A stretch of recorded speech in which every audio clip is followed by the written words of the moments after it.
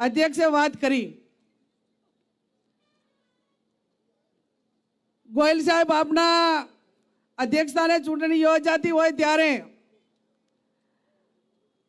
કોઈ પણ મતદાર એ ત્રણ બાબત ધ્યાનમાં રાખીને મતદાન કરતો હોય છે।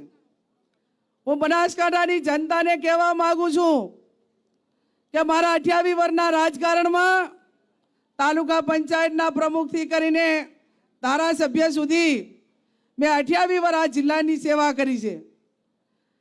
મારા નેતાઓ આજે ભલે આ દુનિયાની અંદર ના હોય કે જેણે મને માથા માથે હાથ મૂકીને પાપા પગલી કરાવી હોય, મારા બીકે ગઢવી સાહેબ હોય, મારા હરીસિંહ ચાવડા હોય, મુકેશભાઈ ગઢવી હોય, અમારા અનેક નેતાઓએ આ જિલ્લાની સેવા કરીને આ જિલ્લાને નેતૃત્વ પૂરું પાડ્યું છે।